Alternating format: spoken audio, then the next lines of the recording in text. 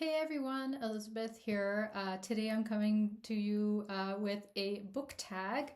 I was tagged in the Muppet Book Tag, originally posted by Gareth at Book Songs and Other Magic. And I was tagged by Aaron at Aaron Read a Book or Aaron Read a Book. So thank you, Aaron. And yeah, I love the Muppets. So I was actually really excited about this one because Kermit is one of my favorite characters ever. So yeah, I thought I would get started on these 10 questions from the Muppet Books tag. The one thing I will try to do is there were a lot of books that fit each question. I'm just trying to pick books I haven't mentioned before, so I won't be mentioning any of my favorite books that I talked about in my earlier videos. But for the first question, I've got Kermit, name a book with a great leader. And I thought about this one for a while, and I thought I would go a little bit against type here, and I chose Septimus Harding from The Warden by Anthony Trollope. Not a military leader, not an aggressive guy, but actually a very soft-spoken man who in the book is troubled by a crisis of conscience, and he needs to consider very carefully what he thinks the right thing to do is. And I think his taking this question that might for some be a little too nice, a little too fine of a question to really trouble oneself over, I think that shows a real kind of conscientiousness that shows that he's a great leader. So basically, Septimus Harding in The Warden is he's the warden of a sort of like a charitable organization in which he sort of is meant to be responsible for and watch over a number of poor older men from the community, and he gets a rather generous compensation for doing this job, and the men over whom he's responsible get paid a pittance. And it's kind of like this because this is a very old bequest that's from a long time ago, and basically it's brought to the fore that it doesn't make any sense that he should be getting paid so much and the men for whom he's responsible get paid so little. And he's sort of thrown into chaos when it's pointed out to him that this isn't necessarily fair. He cares deeply about his responsibilities, and I think that shows a great leader.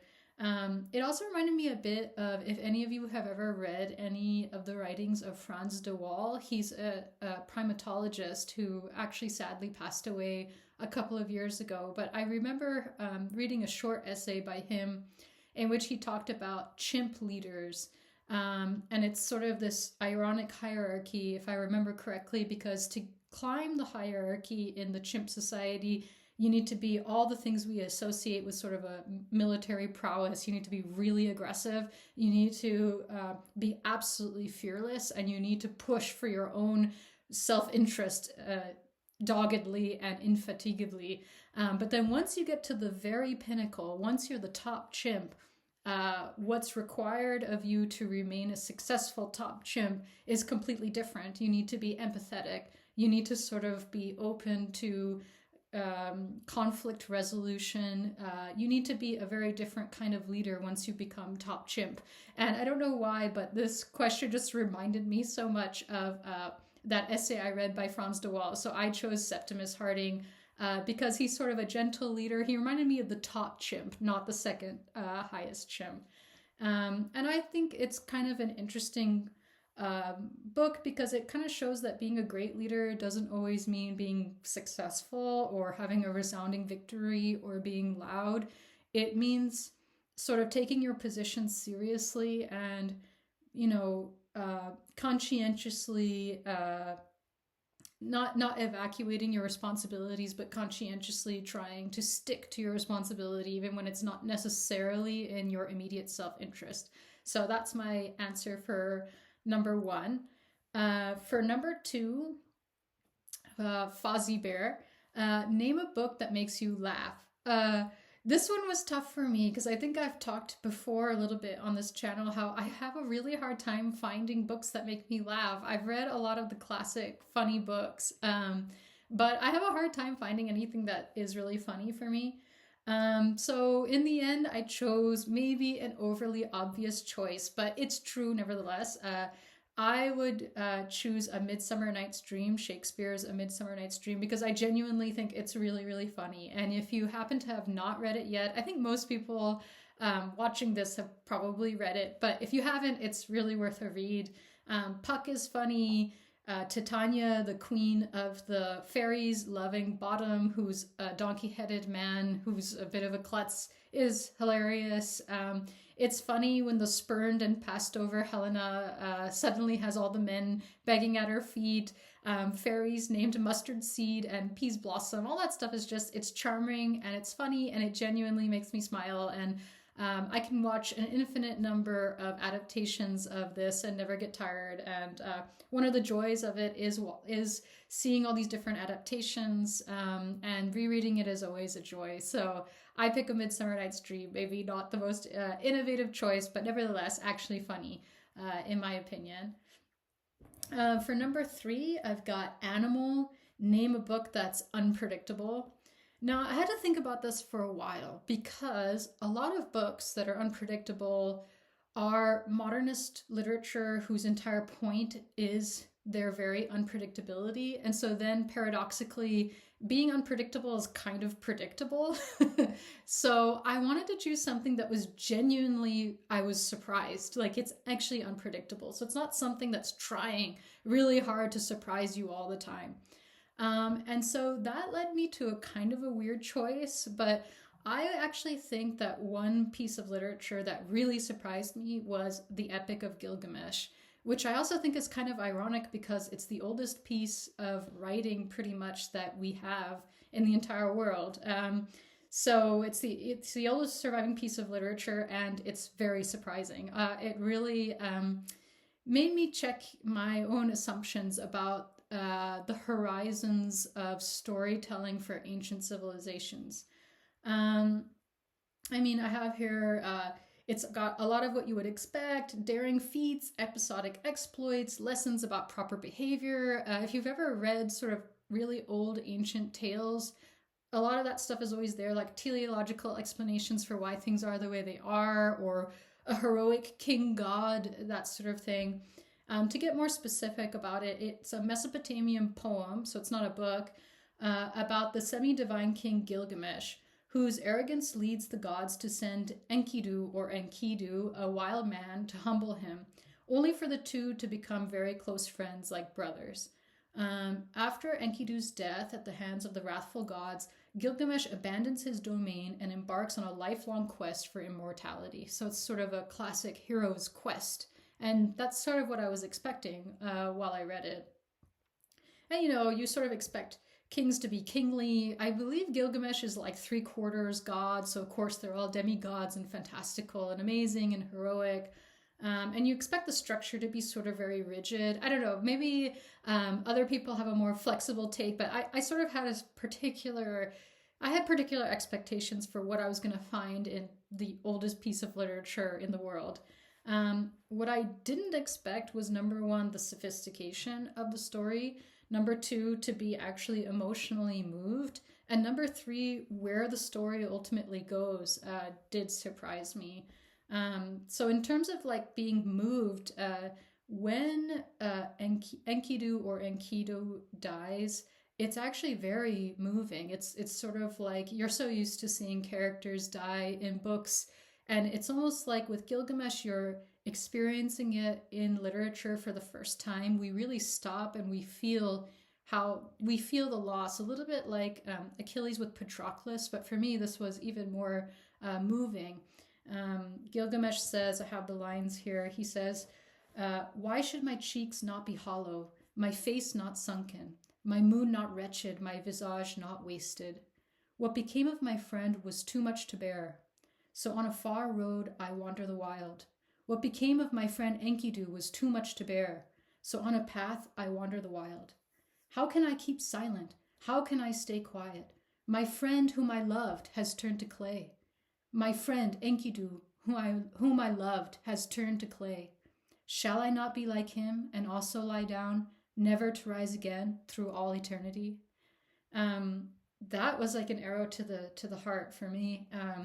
And I didn't expect that in translation, and with so many years between the origin of this piece and me, that I would feel so strongly when I read those words. Um, What's really surprising, though, and I guess spoilers for something this old, is that Gilgamesh actually fails in his lifelong effort utterly and pretty much completely unheroically. He gets multiple chances to earn being immortal, and he just totally fails in a very human way. Once by just sort of succumbing to sleep, it didn't even seem that hard, and once the flower of immortality is stolen from him by a snake. Okay, maybe he couldn't help that, but it's not sort of like a heroic loss. It like someone like Achilles. It's sort of a painful, not very elegant loss. I guess there's some room for disagreement there. If you've read the Epic of Gilgamesh, maybe you felt that he took it more in stride, but he basically wastes his entire life away looking for immortality. He's an old man by the time he returns to his city. And directly after reading it, I have some notes that I wrote directly after reading it that I think captures the surprise that I felt. So I wrote, I opened this up not knowing how alien this text might be. Here is something older than the Greeks, older than even the oldest things we know. I thought, in some sense, this was a civilization without any past to look back upon. If the king says he is a god and that he will live on in some form forever, what reason have you to believe otherwise? For someone living at this time, there were no examples of greater fallen empires, either in the past or nearby. If a divine name were ground in granite to live on forever, you might very well believe it would do so for you and your children, and your children's children, always and always. Why shouldn't you? This is almost unimaginable for moderns like us. I thought, what would it be like to really believe truly and deeply in a human eternity? But the text I read was not one of permanence or everlasting individual fame. The Mesopotamians were not the Egyptians. These were the people of the impetuous floods and the melting, perishable earth. When Enkidu dies, he is fully gone, and Gilgamesh delays his burial and holds on to him until he can no longer deny it, quote, until a maggot drops from his nostril, unquote. There is no prospect of an afterlife, no supernatural consolation, and though he did not die heroically, it seems hardly to matter, as none of the great deeds that Enkidu engaged in before his death seem to make any difference. Gilgamesh himself more god than human, has no recourse to the gods when he's troubled, as they provide no solace and no solution. Instead, more than 4,000 years ago, Gilgamesh, king of Uruk, found himself in the same position we still find ourselves, wondering what to do in the face of an indifferent universe and his own inevitable dissolution. In the grand tradition of the folkloric hero, he sets out upon a quest of mythic dimensions to conquer his difficulty, but he fails. Unlike Hercules or any number of heroes, he realizes that he is not first and foremost a god, but all too human. Gilgamesh's anguish and his struggles are surprisingly sympathetic. But what is most astonishing and, to me, oddly modern is the answer Gilgamesh comes to when he realizes his limitations. Instead of learning to submit to the all-powerful gods, which is so often the thrust of ancient stories like these, Gilgamesh learns that the means of human immortality is in human works. And this is not, as with Achilles, a search for personal glory, the folly of Gilgamesh's youth. It is an immortality born of collective human enterprise. It is humans who, against the violence of nature and even the gods, slowly turn the mud to brick and the brick eventually to civilization. The walls of Uruk are Gilgamesh's afterlife, and what I'm referring to here is at the very end when Gilgamesh is an old man and he finally returns to the city over which he's king, Uruk, which he abandoned for most of his life. He sees the walls of Uruk and he realizes that that is his immortality. I wrote, the walls of Uruk are Gilgamesh's afterlife. This is human immortality. This is how Gilgamesh finally comes to understand life. And you might say I had a sort of naive or maybe not very sophisticated expectations from this piece of literature. Maybe I shouldn't have been as surprised as I was, but honestly I was. I think I read this when I had been doing a lot of stuff on Egyptian on Egyptian culture. And so just the contrast really surprised me. And I really thought that this was a wonderful piece of writing, not only because it happened to survive so long, but it's actually a very good piece of writing in its own right, even without the historical curiosity that's attached to it. So that was a very surprising piece of literature for me. Number 4, Statler and Waldorf. Name a book that had to, quote, win you over. And I'm very proud because my library is very, very disorganized. And you'll notice I generally don't have my books at hand. But this time I do. I found it. This is The Unbearable Lightness of Being by Milan Kundera. And this is a book that I love and I hate and I love and I hate. And it had to win me over, and it won me over. And I have such mixed feelings on it, but I think ultimately it has won me over. So, one thing that kind of did not impress me when I began is it opens with this sort of pretentious discussion of music, and it didn't impress me to begin with, but that's not really my main thing that he had to win me over for. This is a book that examines the lives of two sort of interconnected couples living in what's now the Czech Republic during the 1960s, Soviet occupation. But even when there's all this political stuff in the background, a lot of it's really about personal relationships and sexuality and personal choice and freedom and individuality and how we express that through our sexuality. And yeah, Milan Kundera is just not he's just not the right writer, in my opinion, to write on these kinds of things.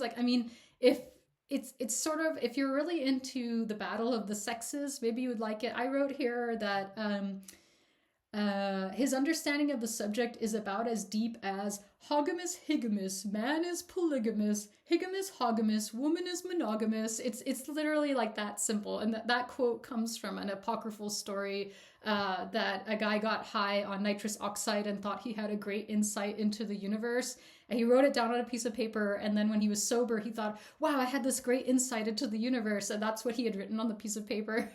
I really feel that Milan Kundera's analysis of human sexuality is basically that deep. It's really quite painful at times.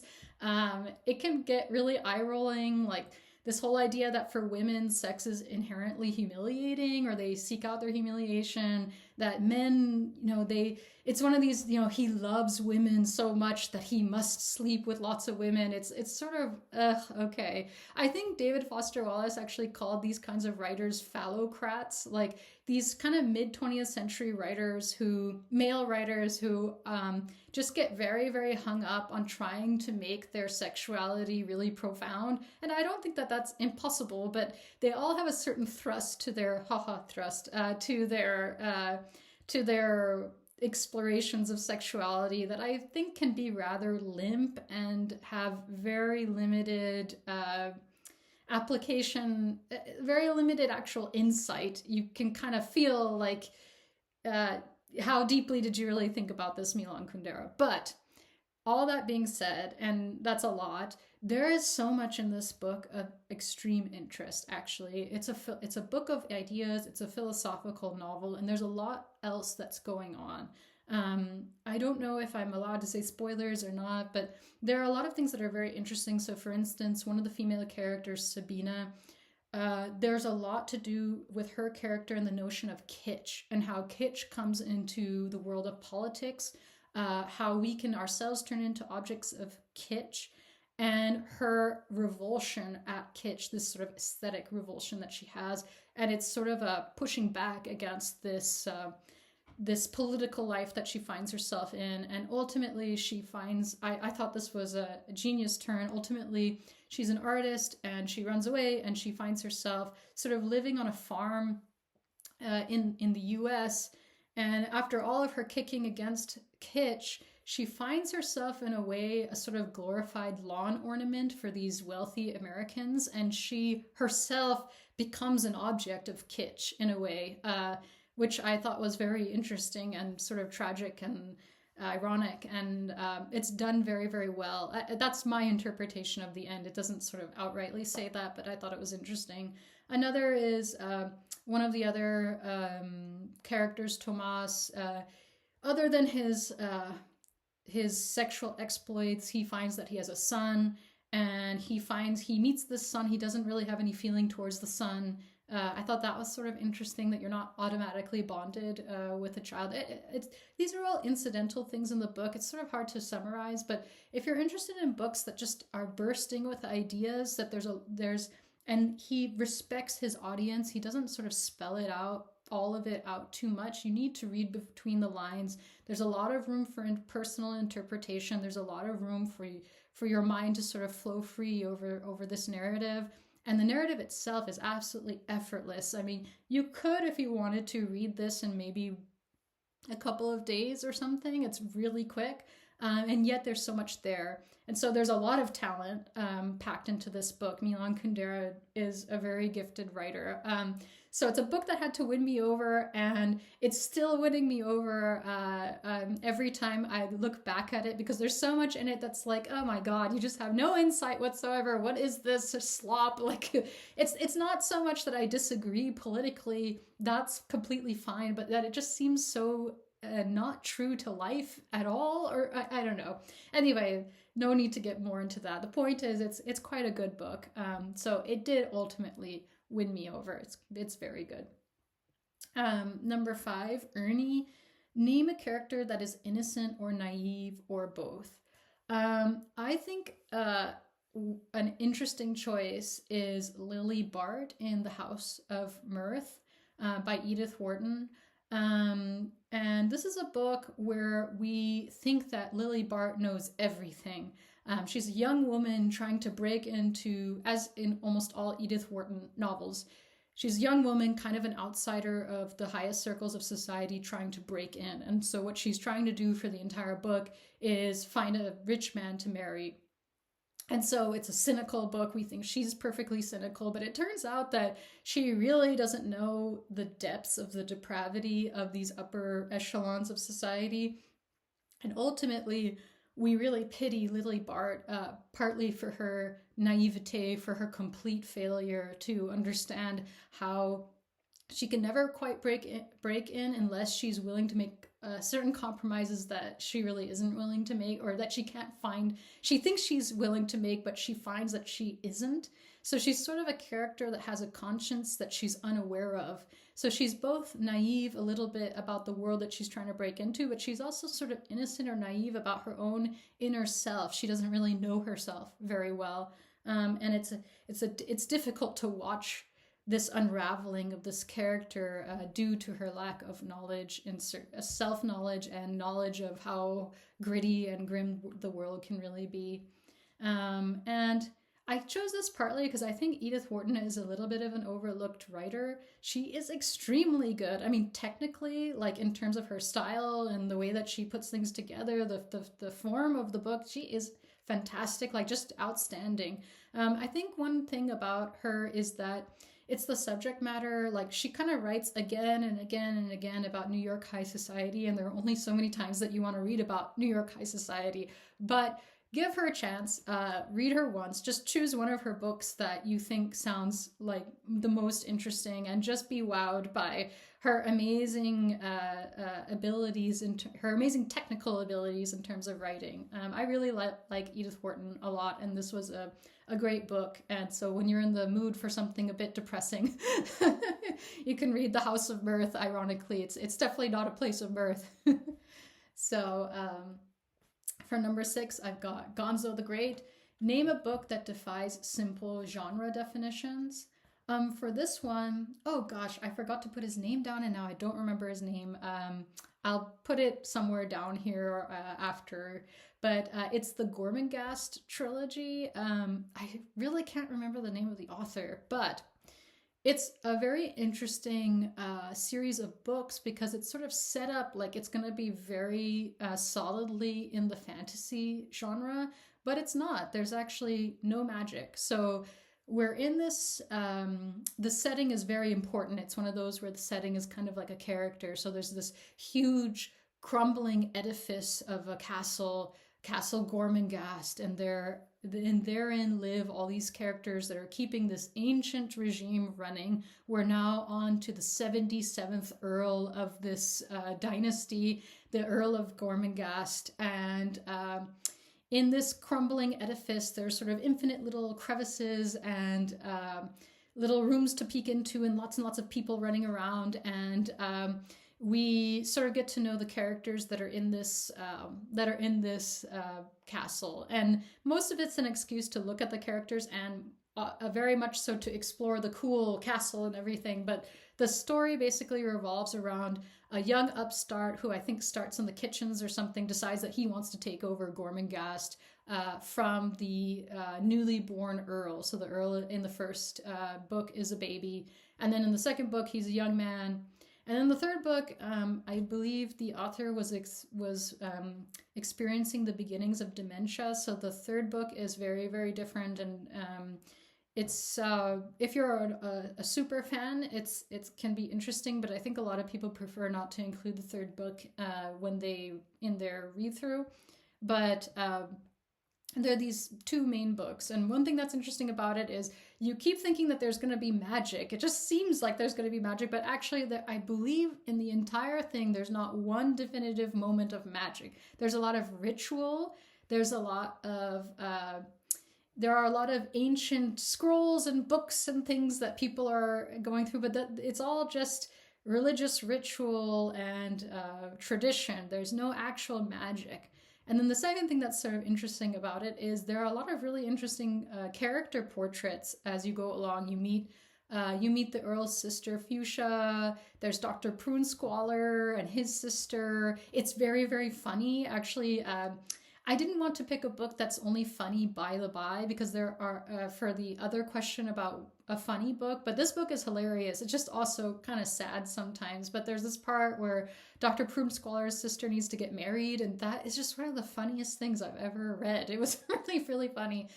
So there's just a lot in this, but it defies exact genre definitions, also because these are not quite normal people. So they're interesting profiles, they're interesting characterizations, but they're not people you or I would meet on the streets. They're a little bit cartoony, but they're not total cartoons either. They're not just caricatures, and they get deeper as it goes along. So this is something that's sort of in between realism and fantasy. It's sort of, I'd say it's much closer to the fantasy side, but there's no magic system. So I think that's super cool. For number 7, name a book with a great concept. I was sad I couldn't find this because I know I saw it in my library like a couple of days ago. I call it my library. It's actually just piles of books because we don't have any bookshelves, which is why you'll never see any books behind me or anything. But I know I saw this in a pile somewhere recently, but I couldn't find it. But it's The Blue Flowers by Raymond Queneau. And I think most people know him for his, is it called the six writing exercises or something? But this is actually just a book. And fantastic concept. I've got here, 2 men live parallel lives. Joachim, I've never known how to pronounce that name, Duke of Auch, is a tempestuous nobleman living in the 13th century, skeptical of the king and scornful of the clergy. Sidrelin, meanwhile, is a gentle soul in 20th century France, whose main concern is painting over the derisive graffiti that daily appears on the fence in front of his houseboat. The Duke and Sidrelin become aware of one another through their dreams. Every night when the Duke falls asleep, he dreams of Sidrelin and his barge, while Sidrelin, upon stretching out on his lounge chair for his customary siesta, dreams each afternoon of the Duke. In addition to this peculiar arrangement, every so often when Sidrelin dreams of the Duke has moved forward in time by 175 years. And oh yeah, the Duke also owns 2 talking horses. And then I just put hilarity ensues. And it is really funny. It's written in what's called a Jocko-serious style. So it's just sort of like sentence to sentence. It's really hilarious. Like, it's sort of hard to describe, but as you're reading it sentence to sentence, it's very, very funny. But overall, the story is very weird. It's this funny concept. I think the book doesn't completely live up to its promises always in terms of the larger like story, but I think it kind of doesn't really matter. The concept is really amusing, and the style, it's funny how well the style translates from the French, the original French, but it's quite funny. So I thought that has one of the most original and hilarious concepts ever. And of course, as you're reading it, you're always thinking, well, what will happen as they're dreaming of one another when the Duke finally catches up with Sidreland's time? Are they going to meet? Like, what's going to happen to their dreams? Will they cross over? What's going to happen? So I thought that was a really fun read. It's quite short, and it's just weird and fun. And I thought that concept was a good one. So for number 8, Dr. Teeth, which is actually a Muppet I've never heard of. Is he the dentist with the big teeth? I don't know. I don't remember Dr. Teeth. Anyway, Dr. Teeth. Name a character that lights up the scene and makes you smile. This one was kind of hard for me because I couldn't think of a single character who lights up every scene. I don't know. But I did think that one book that has some of the most likable protagonists ever is actually The Buried Giant by Kazuo Ishiguro. And the two protagonists are Axel and Beatrice, who are an old married couple living sort of in a kind of fantastical Arthurian landscape, not exactly England. And these two are a very sweet old couple, a little bit trod upon by their society or the small town that they live in, and they suffer from a kind of forgetting, and they can't quite remember things. They don't know how they got to the places they are, and they sort of remember that they have a son. And so they set out on this great journey to find their son. And they are delightful. And I think they're some of the most purely likable protagonists I've ever come across. You're just rooting for them the entire time. And I really like that it's a book that kind of goes over... You get some books that are about age, but then they're kind of exclusively about age. And it's very often about a person who's been widowed or a person who's single. This is a book that's about a very, very long-standing relationship, a marriage of many decades into their old age. So I thought it was also kind of an interesting concept as well to explore. And, I've never been the biggest Ishiguro fan. I actually, clutch your pearls now, but I actually didn't really like The Remains of the Day, but he definitely has his skill definitely lies in examining, sort of deep-seated, unstated sadness. I feel like that's a lot of what Ishiguro is good at doing. Because I also read Never Let Me Go and The Remains of the Day and The Buried Giant, and they all kind of have that theme. But for me, I think The Buried Giant is the one that's the most effective, the one that I like the most, and the one where Ishiguro's extremely spare, one might almost say simplistic style, where it works the best, because this one feels a little bit more like a fairy tale. And so I think that's where I really felt the most connected to his writing style as opposed to the others. And this one really pulls on your heartstrings because you get so attached to this couple. I felt really, really sad when it ended, even though it's so short, and the ending is kind of inevitable, but it's tough. So I really recommend this book for likable, lovable protagonists. Number 9, Rolf the dog. Name a character that's laid back and copes with the chaos around them. Well, I'm proud to say that I actually have the hard copy again, 2 in 1 video. It's a miracle. But it's this book, a little bit weird. It's The Life and Adventures of Trobadora Beatrice as chronicled by her minstrel Laura. A novel in 13 books and 7 intermezzos is the full title by Irmtraud Morgner. And this one also is kind of a contender for great concept. It's written in a magical realist style, and I've got here the central premise revolves around the Trobadora Beatrice, a medieval French noblewoman who wakes up in the late 1960s in search of a social utopia for women. She finds it at long last and after much wandering in the German Democratic Republic.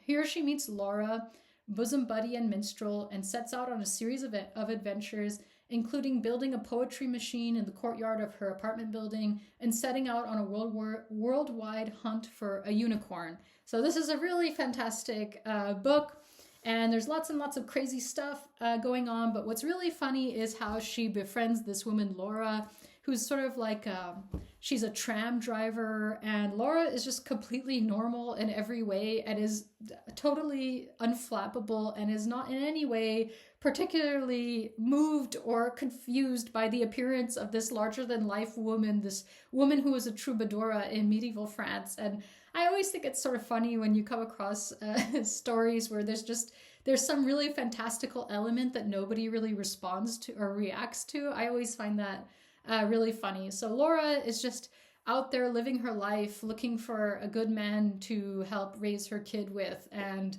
Beatrice is out there hunting unicorns. There's a bunch of other stuff. She goes on a search, that's right, for the half-dragon, half-woman Melusine. There are frequent visitations of the Godhead suspended on a wire. So God is sort of, the angels and everything in God and all their halos are being suspended by these visible wires, replete with cardboard heavenly host. And there are a lot of character studies, so it really is mostly vignettes. So this is the stuff with Beatrice and stuff is more like a framing device, and most of the book consists of vignettes illustrating the lives of other characters who are tangentially related to Beatrice, from Laura's parents to Beatrice's lovers. We see Laura's father-in-law, who, on the brink of retirement, sees himself as carrying his house and all the history that goes with it on his back. I remember that was one of my favorite ones. So you kind of just get into this world and you kind of swim through it, the world of the GDR, which is a place I didn't know much about and have never known much about. So it was an interesting read. And if you like people who just sort of walk about in a strange world without who are normal themselves but don't seem to sort of notice how strange it is, this is one of those types of books that I thought was really fun. And number 10, The Muppets. Name a book with a great found family. I decided to sort of read this one literally and kind of read against, I think, what it was actually asking, because I couldn't think of a found family. But for literal found family, I liked The Mayor of Casterbridge. It's, very famous book, the rise and fall of Michael Henchard, a man whose impulsive decisions haunt him. Specifically, at the very beginning, infamously, in a drunken fit, he sells off to the highest bidder his wife and daughter. And so he sells off, he does this horrible, horrible thing. He's a man who's capable of great things, of great passions, and of horrible things. He's sort of emotionally immature in a way, I guess we would say today, although I feel like that's kind of a bit of a patronizing way to say it. But he's a man of extreme swings of emotion. He's sort of giving in to his swings of emotion. So he sells off his wife, bizarrely, to the highest bidder, and someone actually bids for her and she leaves. And he goes on to become the mayor of this town, Casterbridge. And it's a story of literal found family, in that we come back to Henchard when he's at the peak of his success, and his wife comes back. This is not a spoiler, it happens very early. And he slowly kind of falls. It's one of those stories that's a perfect parabola. So we see him rise and then we see him fall, and that's the art of the book. And within the book, he does reconnect with his daughter Elizabeth Jane, and so he literally finds his family. And that was one of the nicer parts of the book that I liked. So that, I would say, is number 10, and that's it for me for this tag. Thanks again to Aaron from Aaron Read a Book, or Aaron Read a Book, for tagging me. I take it that I'm supposed to tag people. I feel like my channel's a bit small, so I'm just going to say anyone who's watching, even people who are just commenting, anyone who's watching, please feel free to consider yourself tagged. Even if you just want to write in the comments some of your answers, I'd love to read them. And I'll see you all next time. Bye-bye.